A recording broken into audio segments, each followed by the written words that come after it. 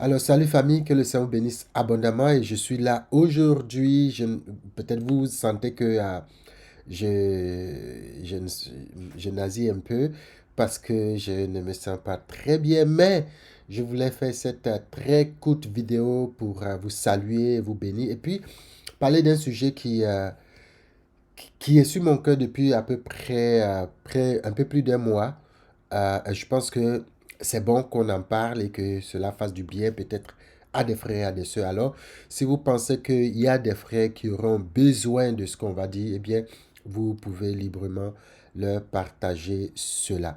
Eh bien, il s'agit de la lecture de la Bible, de la parole de Dieu. Vous savez, on a beaucoup de livres, il y a des romans, il y a des pièces théâtrales, en fait, il y a tellement d'éléments qu'on lit et souvent la méthodologie pour lire et comprendre ces différents ouvrages peut varier, n'est-ce pas, peut varier. Quand il s'agit de la Bible, déjà il faut savoir que la Bible contient assez de livres. Et il y a des livres qui sont purement historiques ou généalogiques, il y a des livres qui sont prophétiques, il y en a qui... Donc, selon l'objet de la lettre ou du livre, vous avez donc des sujets très, très divers et très différents.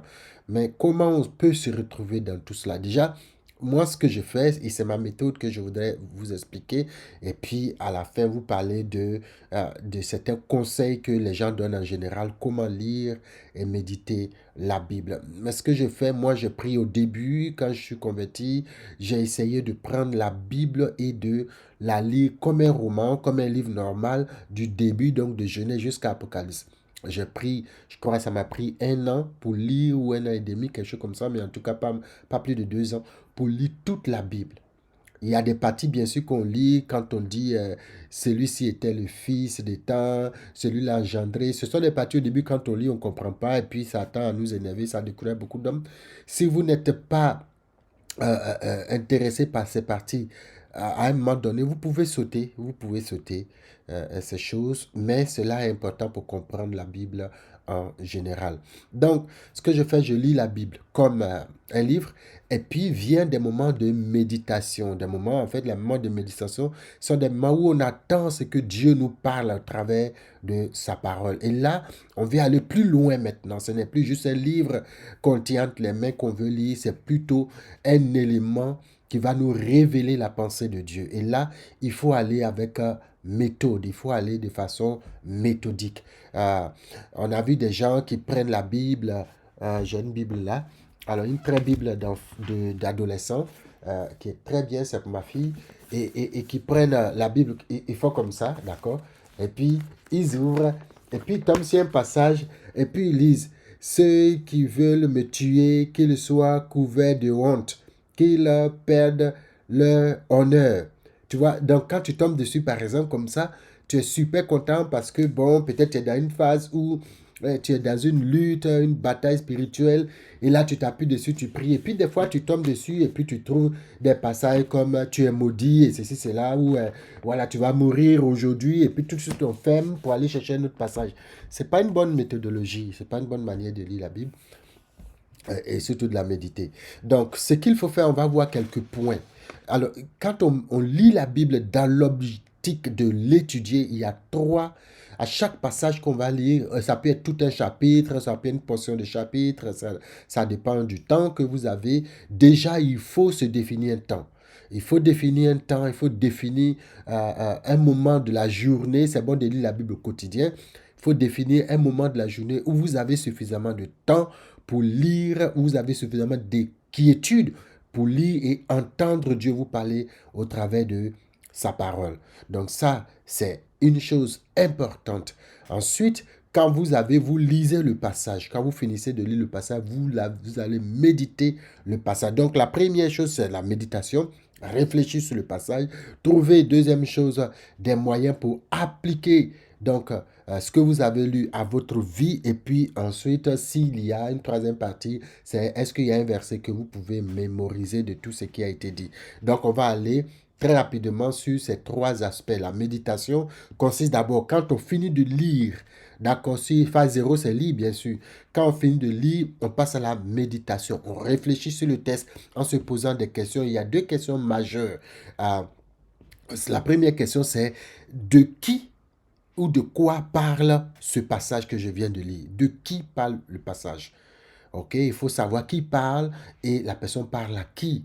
Est-ce que c'est un homme qui parle à un autre homme? Est-ce que c'est Dieu qui parle à des hommes? Est-ce que c'est Jésus qui parle? Est-ce que c'est Paul qui parle? Qui parle? À qui il parle? Souvent, pour comprendre ça, si c'est pas très clair dans le passage que vous avez lu, il faut peut-être se référer un peu plus tôt à ce qui est dit pour comprendre le contexte. Donc ça, c'est très important. Deuxième chose, est-ce qu'il y a des vérités que Dieu me révèle sur sa personne, par exemple? Est-ce qu'il y a des vérités bibliques, des vérités spirituelles que Dieu révèle dans ce passage? Donc, je vais chercher à voir, est-ce qu'il y a une vérité? D'accord? Une vérité, c'est par exemple sur la nature de Dieu, sur qui Dieu est, ce que Dieu est capable de faire, ce sont des vérités de la Bible qu'il faut donc rechercher dans ce passage. Et puis, troisième chose de la méditation, c'est de voir est-ce qu'il y a des passages croisés. Ça veut dire qu'est-ce qu'il y a des références pour me permettre de mieux comprendre ce que je lis. Est-ce que souvent au bas ou bien au milieu, vous allez voir des petits C, des petits A ou des trucs comme ça. Et puis vous allez avoir des versets qui vont être à côté de ces petites lettres-là, qui vous permettent de vous référer donc au verset en question pour mieux comprendre. Donc, ça, c'est au niveau de la méditation. Ensuite, il y a l'application. Dans l'application, il faut se poser certaines questions. D'abord, est-ce qu'il y a un ordre? Est-ce qu'il y a un commandement auquel je dois obéir?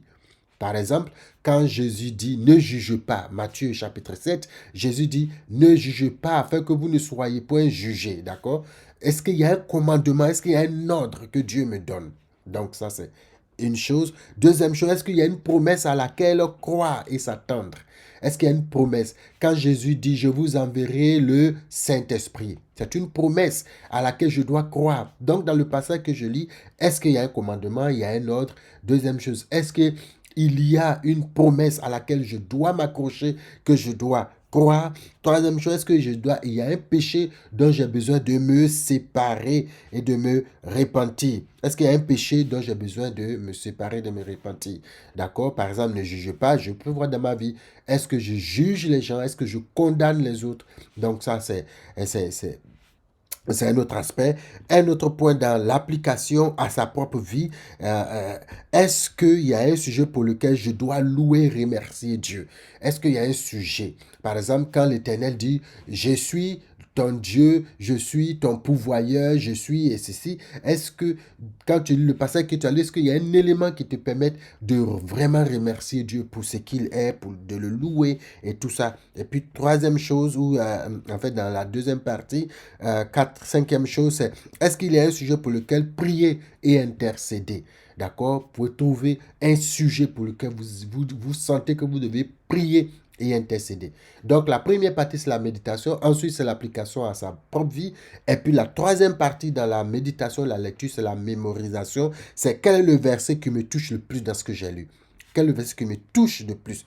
En fait, c'est un verset qu'on peut recopier, qu'on peut essayer d'apprendre par cœur. Et puis, à la fin, quel titre est-ce que je peux donner? Alors, donner un titre vous permet de vous projeter. Souvent, on cherche des passages, mais on n'a pas de référence parce qu'on n'a pas, on n'a pas, euh, on n'a pas donné un titre, on ne sait pas donner un titre. Souvent, dans les nouvelles Bibles, il y a des titres maintenant. Mais c'est bon de les connaître pour pouvoir vous situer un peu. Ok, ici on parle de ceci, pour que au moment où vous cherchez des passages, que vous puissiez facilement vous référer et retrouver les passages dont vous avez besoin.